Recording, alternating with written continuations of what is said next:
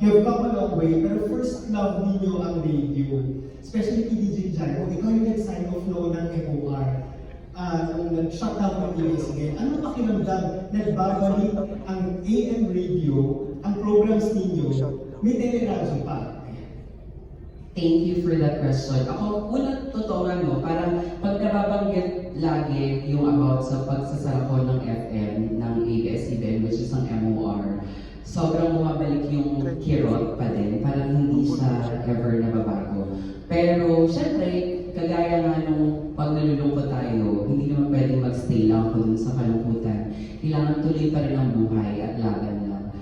Nung inoferan ako ng radyo sa Estrella at ng teleradyo servisyo, sinabi ko agad na parang ang saya pala talaga pag pinaniwalaan mo na may pag-asa, may hope, and kung para doon ka talaga ilalagay pa rin ang destiny mo. I remember dati nag-DCMM din ako, tapos as pinch hitter, wala akong regular na program sa DCMM. Pero dahil magkatalikuran lang yung studio ng MOR, so nung in-offer to, una bongga ka siya muna every Sunday.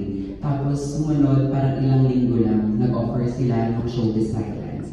So sobrang nagpapasalamat ako kasi kahit na na-experience kong mag-TV, mag-teleserye, mag-online host, hindi pa rin nawawala sa roots ko talaga kung saan ako nagsimula, which is ang radyo.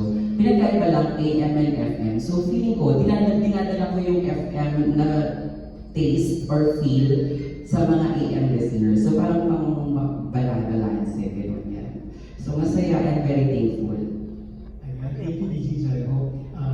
We're happy for you. Ikaw naman papaaway yung DCMM days. Ito isa sa parang innovative na report.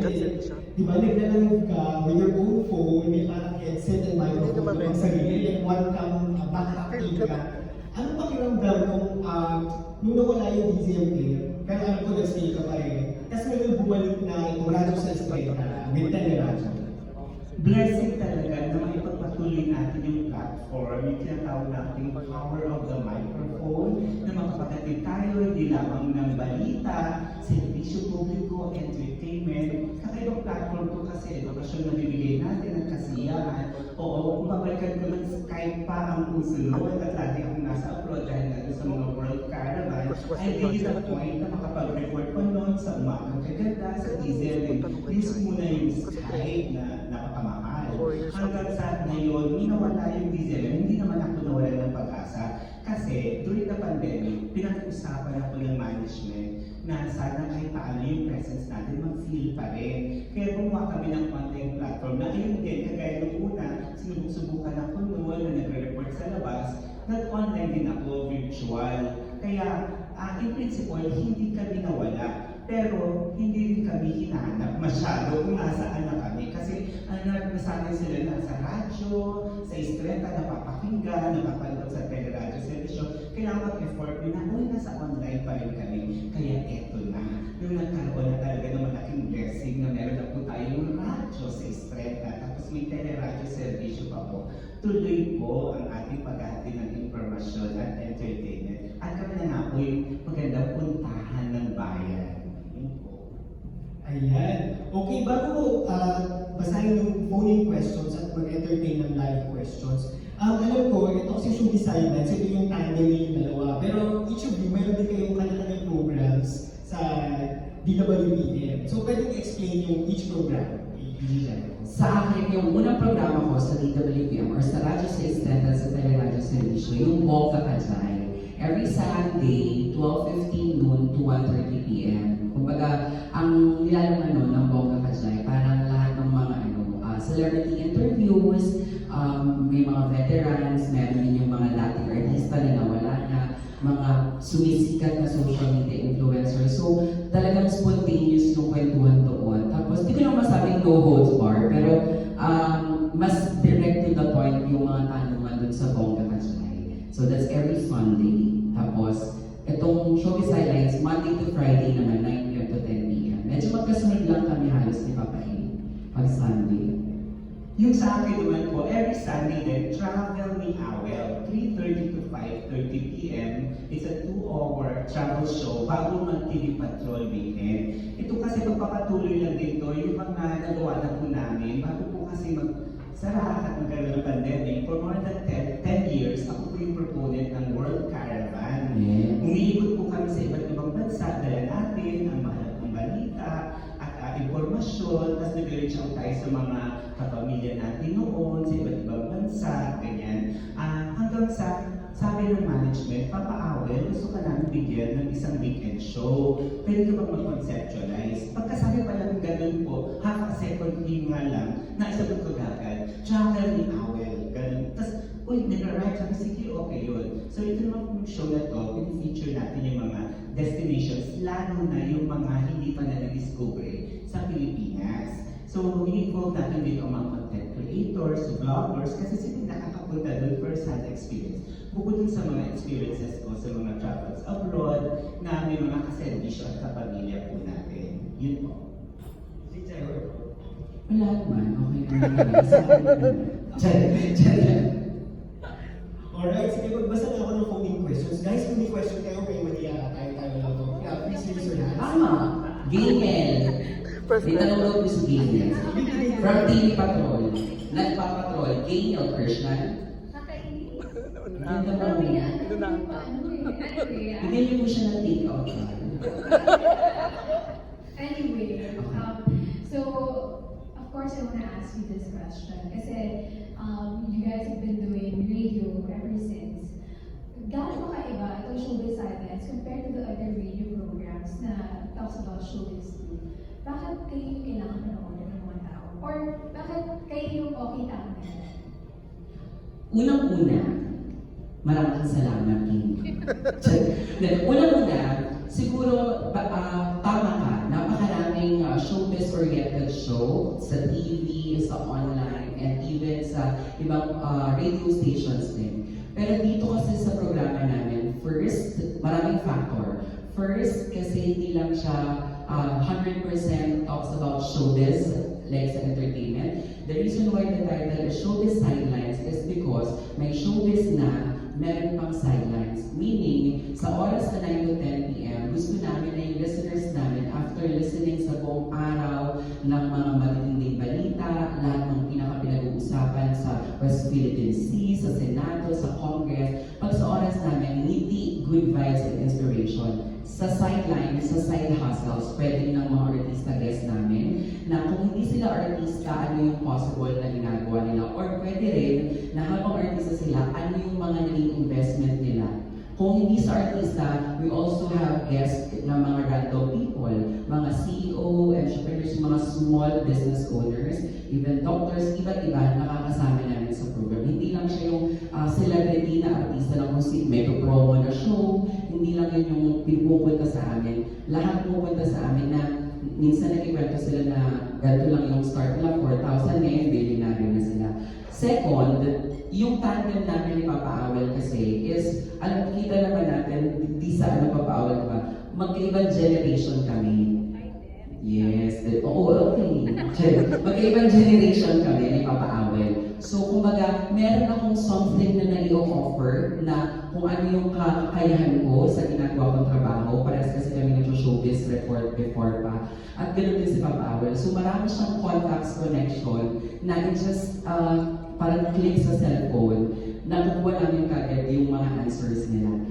Same sa akin, lalo na yung mga kabataang artista, yung mga nakukuha ko din agad-agad. Tapos pangatlo siguro dahil lagi namin sinasabi ni Papa Awel na sa dami ng ganitong programa, ang gawin natin is maging balanse tayo. Gawin natin na kung ano yung mga nakikita natin sa social media na fake news, siguraduhin natin na as anchors, i-research natin kung totoo ba ito at ginagawa namin ng paraan para maibigay kung ano yung tamang kasagutan doon sa mga nakikinig at nanonood sa amin. So, yung experiences namin from the very beginning na nag-start kami sa industriya, sa trabaho, siguro yun yung pinaka-bala namin na para sabihin na pakinggan at panoorin kami.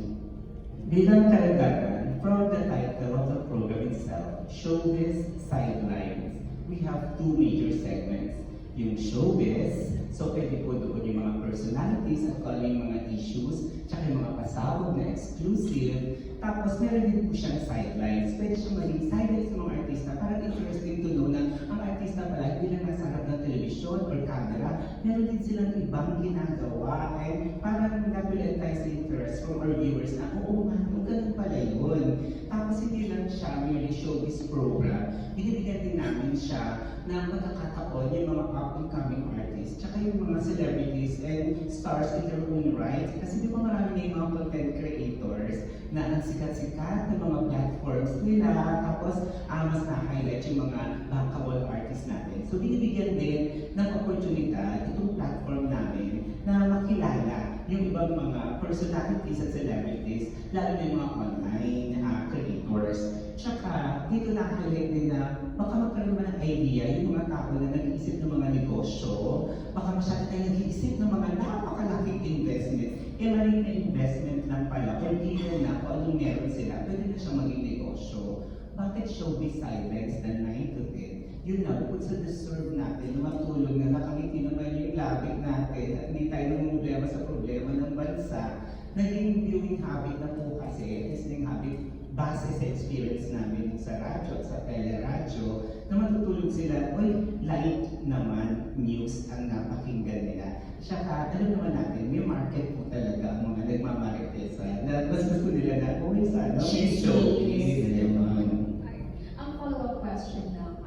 Whenever we have like, yun na, showbiz-oriented shows, minsan yung iba, pwede, alam mo yan, nakasuhan because kinagay na sabi. How do you push your artist or the celebrity on show na parang to actually be comfortable or trust you guys sa mga questions mo sa kanila?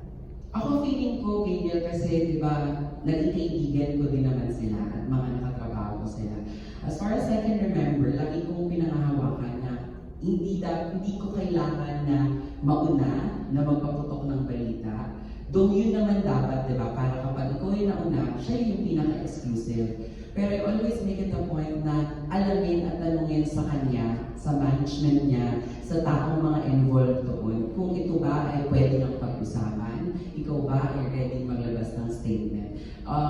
Just to cite an example, I remember the issue of Sandro Mulak, di ba very trending siya. Magkaibigan kami and I asked him nung day na pumutok yung issue, hindi ko totally idinitalye sa showbiz sidelines yung napag-usapan namin kasi naghingi muna ako sa kanya ng permiso kung ito ba ay pwede ng pag-usapan, ito ba ay pwede kong sabihin. Sagot niya sa akin, siguro hanggang dito lang yung pwede mo munang sabihin kasi nasa legal process na tayo. So ako marunong akong sumunod at makinig sa mga taong involved sa mga matitinding balita, kagaya yung pwede kang kasuhan. Hindi kami inalaw kasi ng management namin na para talaga good vibes, sinabihan din kami, nagsuggest ako before, sabi ko, di ba laging trending yung mga blind items, sobrang gustong-gusto ng mga tao yan. Sabi ng management natin, huwag na, kasi pagdating sa mga ganyan bagay, baka mamaya, dun pumasok yung kaso-kaso. Hindi naman sa nagpaka-safe, pero hindi lang talaga siya inilagay na maging sangkap ng programa namin.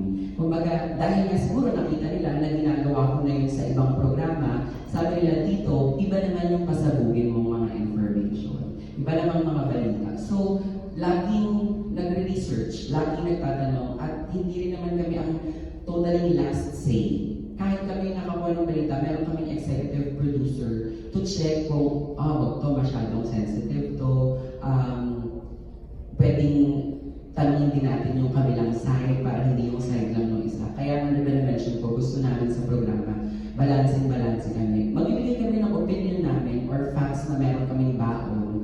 Pero as much as possible, dapat two sides of the stories lagi. Hindi pwedeng one-sided lang kami. Yun yung sa akin. Sa pagkaalala ko, simula ako ng radio broadcasting career ko ng September 22, 2008. Simula noon hanggang ngayon, hindi ako nag-intriga ng artista, hindi ako nagtatanong ng negatibo, lagi ako dun sa positive side.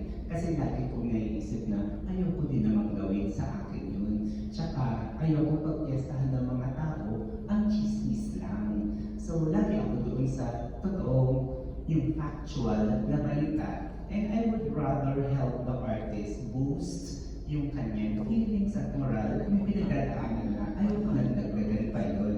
So kung mag-backstory ka, mas makahilit ko yung ganda ng artista. Kasi ang nangyayari ngayon, 10 ang ginawa mo, isa lang pumalya. maraming pangalan. So sa aming dalawa, mabait siya. Hindi ba ganun ba yun? So sa aming dalawa, yun nga, parang kahit balance nga eh. Pag marako niya rin, nag-init na akong sumika kasi alam niyo naman sobrang dudal ko talaga. Pag nag-init na akong sumika, laging thankful din ako sa kanya kasi lagi niyang babalansehin at nagpamata-matahan lang kami ng pag nakaprograma. So pag may no, kailangan, alamin din po natin sa susunod na linggo kung sasagot ba siya. Kaya i-text natin eh. Kasi parang naging trademark ko lang po yung, kunyari may pumutok na issue, tapos may contacts ako with the celebrity. So, natatawagan namin or nati-text ko sila agad-agad. Tapos, siguro dahil as I am also under Star Magic, yung mga handlers, di ba, parang kakilala ko din sila. So, hindi rin ako nahihiya na i-message, ate, may issue si ganito. Pwede ko ba siyang hingan ng something? So, marami akong nakukuha mga clips from them. Yun. Tapos, tama ka doon, papaaway. Wala kang, tama. Kaya dahil doon, naka-establish ka ng close friendship sa mga celebrities. Alam mo yung kontento at kampante sila pagkasama ka dahil alam nila na Hindi ko sila pababayaan. Hindi ko sila pababayaan at talagang totoo yung pagkakaibigan ko sa kanila. So yun nga, siguro, ewan ko, baka nakakaon lang na yung programa, pag dalawa, good cup, bad cup, gano'n. Para maging Tagapagtanggol ng mga nahapi. Parang ganyan. Hindi, tsaka gusto ko lang sabihin, the fact na pinupuntahan kami ng mga artista or yung mga taong message namin, it means siguro na naniniwala sila na hindi namin sila hahayaan na malagay sa chakang side. Diba? Kung may, kunyari, may artista talaga na antin din nung, I remember yung kay Ivana Alawi nga, diba? Sa atin ang galing yung balita na nilinaw ng management niya, ng Sir Perry, kasi kaibigan ko si Perry. Tapos parang that day, lumabas na million views na online na attitude, may PA na ganito, ganyan. Agad-agad, tinawagan ko yung manager, tinanong ko na ito yung nangyayari, ano gusto niyong sabihin. In detail, nilagag ko sa programa. So ayun, nasagot at nalinaw naman.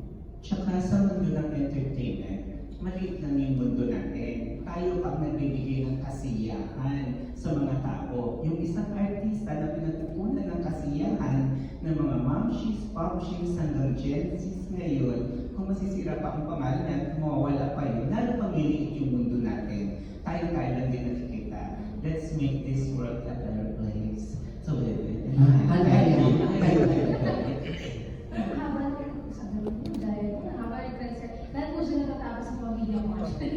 Salamat ninyo. Thank you, Daniel. Ang Gillian question ng TV Patrol. Ako curious na ako bago ako basahin yung next question. Paano mo binuild yung chemistry nyo? Kanina naman kayo nagiging dyan mo. Yun niya, parang mas mabait si Papa Awe. Sobra naman yung joke lang yun, Justin. Mabait naman din ako. Tapos, meron din kayo ng generational difference. Kaya parang era, ganyan. So, Yes. paano binuild yung chemistry? Ako na muna, mabait. Dati kasi, nung DZMM, di ba ang original na partner ni Papa Awel talaga is si Tatay Jobert or si Mama Jobert sa Palito. Anong started ng show niyo dati? Showbuzz. Sa Showbuzz. From mismo naging show. Tapos parang 10 to 11 yung program nila. Tapos nung alam ko, nung nag-resign o nawala si Mama Jobert sa Palito, nung nag-MR ako, tinapa ko ng management at sinabi na, Jaya, pwede ko bang mag-pinchit? Ikaw muna maging partner ni Awel Paz sa Showbuzz. Okay lang kasi magkatabi naman, tapos magkasunod lang. So siguro mabot din ng mga months, almost year, ganyan. Tapos naman nagsara na. So at that time, parang nagkakasama na kami gabi-gabi. And marami kaming beses na nag-bonding abroad. As he mentioned kanina, nag-tour, di ba, ang December, nag-tour abroad. Madalas host ako ng mga shows dati sa abroad. So si Papa Awel yung director namin, ganyan. Napaka-bubbly and jolly personality. Positive lang talaga siya. So parang doon kami naging sobrang kampante ako kay Papa Awel na mag-partner kami. Nung una, medyo sabi ako sa management talaga na, paano luto? Parang magkaiba kami ng mga trade. Baka kasi si Papa Awel, matanda na, parang ganyan yung sabi ko. Na-mention ko sa kanya, totoo, nasabi ko talaga sa kanya, di ba nang nag-usap talaga ko, nasabi ko sa management na parang matanda na po yung mga partner ko, kaya mo bang sabayan o baka mamaya magkaroon ng seniority na mas senior ka sa akin, so lagi lang ako nasa likod. Tapos parang sabi nila, hindi naman daw mangyayari yun, basta pag-usapan yung mabuti. So pinag-usapan namin ni Papa Awel na, salitan sa mismong switch ng mga ginagamit namin. And parang dumating rin sa point kasi na hindi namin kailangan siguro magpabida-bida at kung sino yung magsa-stand out sa amin dalawa. Mas okay na yung show namin yung maging maganda. Ayun. Nasabi nila, pero bago mag-umpisa ang show,